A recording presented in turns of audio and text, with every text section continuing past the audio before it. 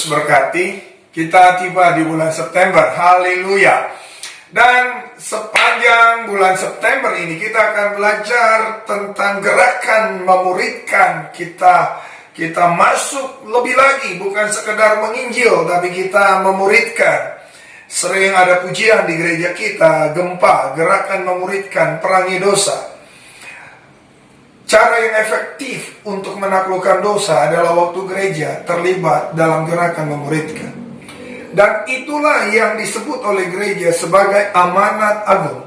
Matius 28 pada ayat yang ke-19 dan ayat ke-20. Pesan terakhir Yesus sebelum dia naik ke sorga, dia berkata, "Karena itu pergilah, jadikanlah semua bangsa muridku, dan baptislah mereka dalam nama Bapa dan Anak dan Roh Kudus, dan ajarlah mereka melakukan segala sesuatu yang telah kuperintahkan kepadamu, dan ketahuilah aku menyertai kamu hingga akhir zaman."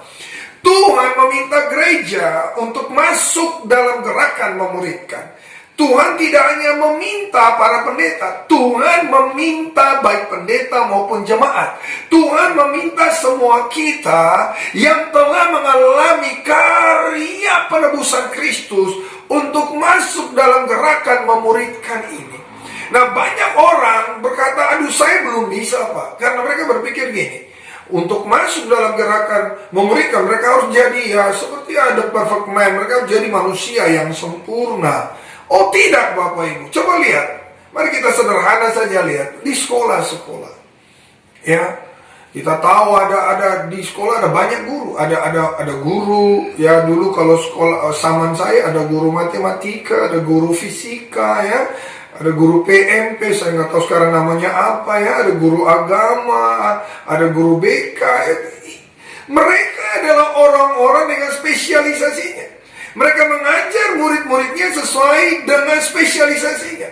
Nah, ini juga yang perlu diketahui oleh gereja, Bapak Ibu yang Tuhan berkati. Kita gak perlu jadi sempurna dalam banyak hal untuk masuk dalam gerakan memuridkan ini. Sebut saja apa saja kelebihanmu. Mari muridkan orang-orang di sekitarmu dengan apa yang menjadi kelebihanmu.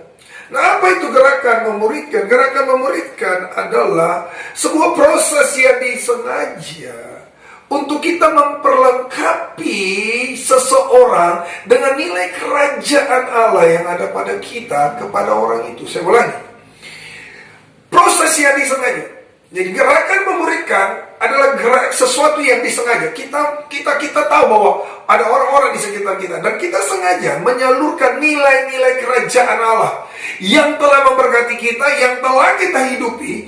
Kita mau melengkapi orang-orang di sekitar kita.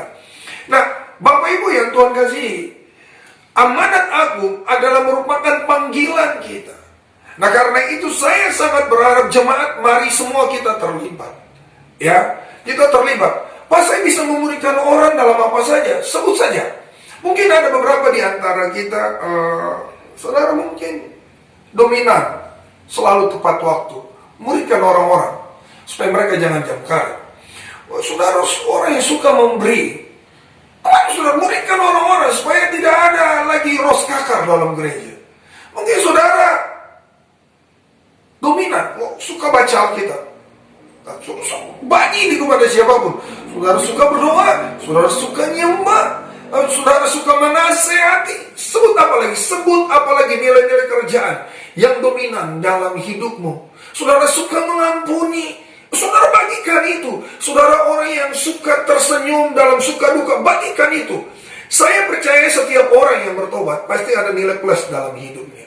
Kita nggak perlu jadi sempurna dalam banyak hal, tapi ada sesuatu yang kuat dalam kita. Kita bagikan itu. Namanya juga proses memuridkan, Bapak Ibu. Berarti ada sesuatu yang lebih pada kita. Saudara mungkin berkata, "Pak, saya tidak ada nilai lebih." Berarti tidak ada Kristus dalammu. Kalau ada Kristus di dalammu, Bapak Ibu, pasti ada nilai plus yang Yesus kerjakan.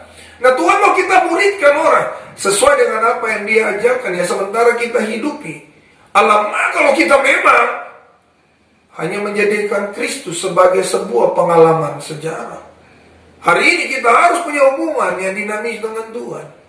Dasar dari pemuridan adalah yang pertama, amanat agung. Kenapa saya memuridkan? Karena saya mau taat. Karena Tuhan yang menyuruh.